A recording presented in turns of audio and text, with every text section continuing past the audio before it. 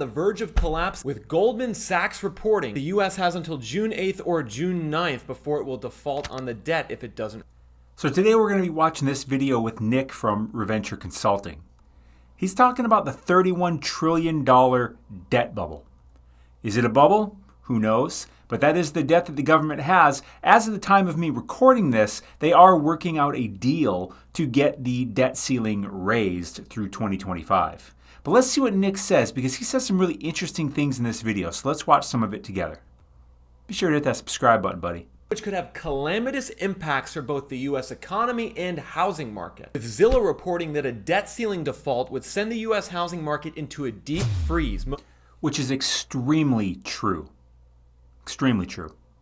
Most notably, they project that mortgage rates would go to 8.4%, causing home sales to collapse by maybe higher. 23% to their lowest level of all time. Currently, it's unclear whether the US is going to default on the debt and if they're going to be able to raise the debt ceiling in time. However, I have a feeling we're going to continue to see problems with the debt in America over the long term, because you can see that the debt has been skyrocketing.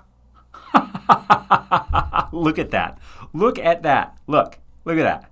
Look at this. This is 80? Right here, we were at less than $1 trillion. Those were good times. I was born around then. And then it just goes boom, boom, boom, boom, boom. Oh, we have further acceleration. Oh my God, parabolic. When was this? About 2020. Duh. All the COVID printing. Could it start going like this way? Is this sustainable? Will this keep up? Out of control over the last 20 or so years, going from 9 trillion in 2008 all the way up to 31 trillion today, a 300% increase over just 15 years. And it's gotten so bad that now our total debt is bigger than the size of our economy, with America's debt to GDP ratio clocking in at 119% in 2023. That's double the long-term average. Our spending is more than our GDP?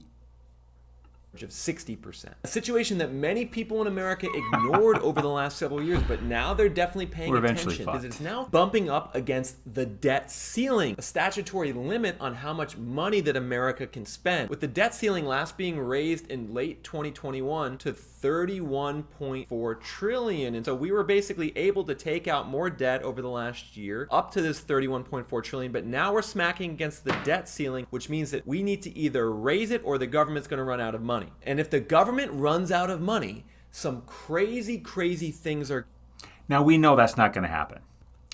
We know that's not going to happen. Again, at the time of me recording this, they're working on a deal for the debt ceiling. They were never going to let themselves go into default.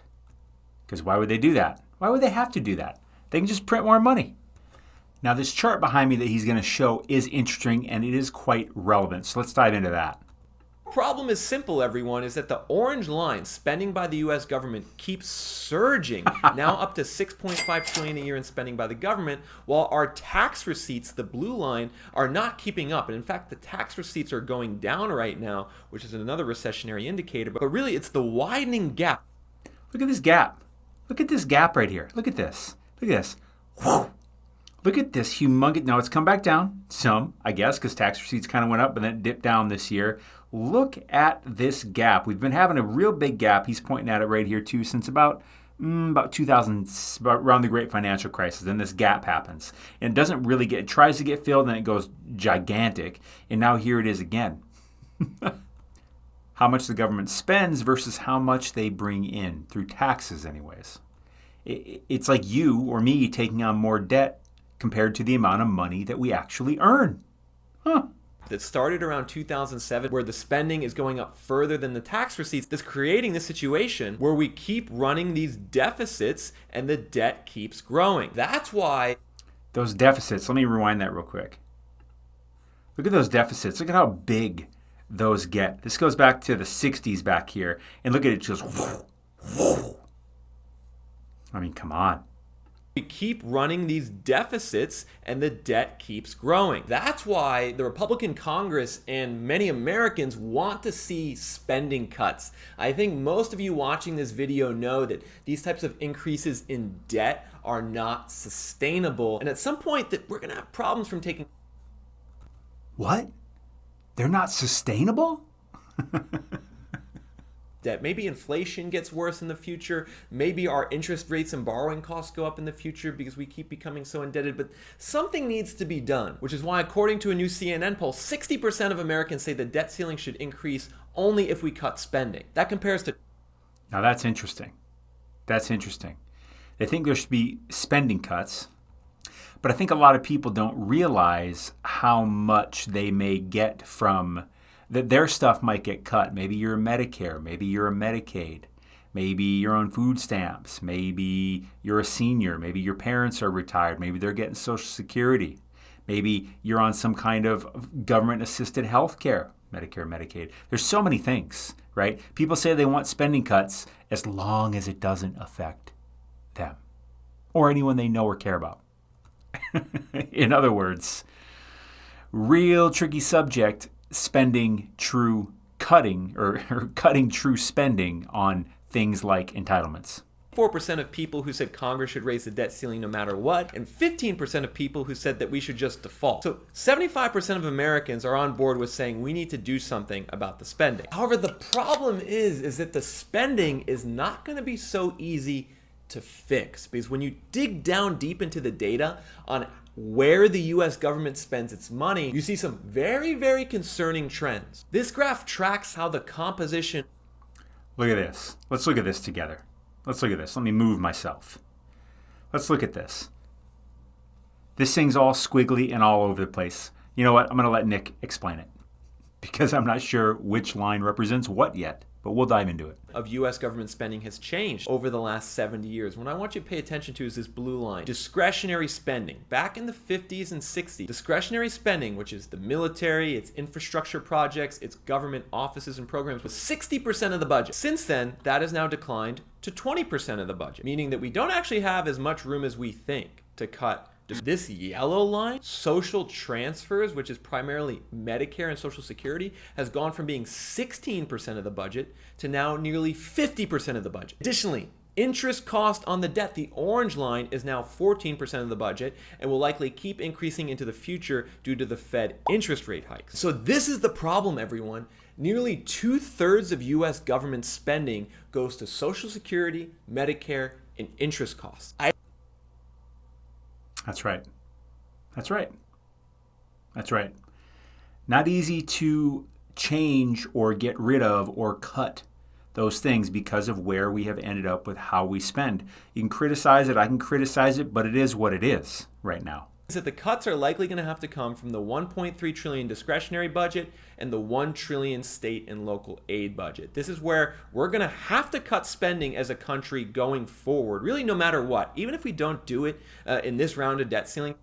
Because look at that, right? We can't really cut these social transfers. The population is aging. We have more people drawing from Social Security. We have Medicare. Is that the senior one? I forget which one's for the older and which one's for the poor. I think it's Medicare for the older. Regardless, you get my point. You got to pay the interest, or else that's a default. If you don't pay the interest, that is a default, right? State local aid. Okay, some cutting could happen there. Discretionary, okay, some things could happen there. But the over 50%. What is this? What does this add up to here? 3. Call that 4.5. Yeah, we'll call it 5. We'll call it a little over 5. 6. We'll call this around 6 some trillion, maybe 6.5 trillion. Well, we're sitting here looking at 4 trillion of it, at least 2/3 of it, that absolutely no cutting can come from. And then discretionary and state local aid, like that's quite a battle to get that stuff to get cut too. Let me take it back to Nick. Talks, these items are going to go down into the future as the social transfers through Medicare and Social Security go up and the interest cost goes up, which essentially means that... See, and that's the other thing. The discretion, the interest and the social transfers, like those are going to go up. The Fed's hiking interest rates. The government's now paying higher interest rates on its bonds. More people are aging into retirement age. More people are drawing on Social Security. More people are drawing on Medicare. I think that's the one for the older people. that's going to continue to go up. So it's actually, even if they cut from discretionary and state local aid, that money is not really going to get cut, but it's really just going to move into the other pieces of the pie chart. Tricky situation. It's also... Now, let's take a look at this right here. He's got a really good chart. Big businesses and corporations. With data from the Federal Reserve showing that total business and corporate debt in America is now up to $20 trillion. That's basically double its level in 2008 at the peak of the previous bubble before the last big crash. And so this corporate and business debt, which was borrowed at cheap interest rates, is also something that fueled the economy. Does that look like it's going to slow down either? Does that look like it's slowing down? Not at all. It's picking up pace ever since after the GFC. And it does not look like it is slowing down yet. So that's a lot of debt, that's a lot of liabilities in the private sector. Fueled employment, fueled economic growth. But now the chickens are coming home to roost here as well. Because due to the Federal Reserve's massive interest rate hikes over the last year, short-term yields are now over 5%. The cost of borrowing for businesses and corporations has gone way up, just as these businesses are being forced to refinance and roll over their record high $20 trillion in debt, which is now causing a wave of bankruptcies. With CNN Business Report, he's really on that one. Take a look at this right here. 7 companies declare bankruptcy over weekend in 15-year record. These are major stock-traded companies. Look, it is a 15-year record. This was over the weekend. Now, this was from a couple weeks ago, but boy, oh boy, is this still continuing, right? You probably heard of Vice Media, maybe you heard of Envision. But this was the largest number of bankruptcy filings recorded for a 2-day stretch since at least 2008. Does 2008 ring a bell? I don't know. What happened back then? That was quite a while ago. reporting that corporate bankruptcies are on the rise and that the pain won't end for a while. With Bed Bath & Beyond's going out of business? Right? We've all heard about that. What else is coming? What other zombie companies are we going to see go out of business? Its worst 48-hour stretch of bankruptcy since at least 2008, according to data from Bloomberg. So far, more than 230 companies have filed for bankruptcy. More than 230 companies so far just this year. Yeah, everything's fine. I'm sure the stock market's going to set new all-time highs this year. 2023. Fundamentally bad news that says that we're going to continue to see problems and that the growth is going to get worse, more companies are going to go under, and more people are going to get laid off. That's what this data said. Now, interestingly, at the same time, the stock market's completely ignoring it. The stock market has rallied over the... Let me tell you something about the stock market. Maybe he was going to bring it up in the video. The S&P 500 is made up of how many companies? Do you know? 500. Guess how many of them are actually up this year of the 500? Do you think it's more or less than half of them? It's less. Do you think it's more or less than 100 of them? Less. Do you think it's more or less than 10 of them? Less. Only 5 companies in the S&P 500 are up on the year. All the rest of them, 495, are basically at zero. But we're going to make all new all-time highs, aren't we? You're probably wondering, what are the 5 companies? Apple, NVIDIA, Google, Microsoft, Amazon. Duh. It's a flight to safety. Bonds and the highest quality companies. So what does that mean if the rest of the market is zero and sideways for those 5 companies? To me, it means they are extremely overbought. It's my opinion, not financial advice. If you haven't hit that subscribe button yet, smash it. No, don't smash it. Kidding. But if you want to click it, please do. He points out some really good things here. Let's dive into that. We're going to get laid off. That's what this data said. Now, interestingly, at the same time, the stock market's completely ignoring it. The stock market has rallied over the last month to 2 months. Specifically, the NASDAQ is going up because everyone is going nuts over AI, thinking that this AI revolution we're in right now is going to lead to just huge productivity gains. A company like NVIDIA just had a big earnings report and their stock is up like 40% in a day. And so there's still this crazy mania in asset markets that I look at and say, what are these people thinking? Because when you look at the US debt, when you look at the corporate debt, you look at interest rates, you look at the trends in home sales and mortgage applications, I mean, all of this makes the economy look really bad from a fundamental perspective. And unfortunately, I think a lot of the people who are buying into this run-up and this bubble are going to get hit really hard over the next year or two. I don't think I could agree more. I really don't.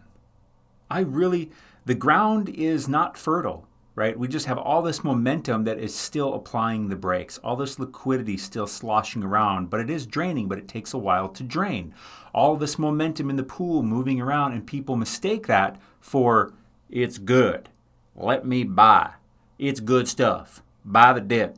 It's like, this is so much more to this than just a market that is dead right now. It's collapsed. He's talking about the housing market.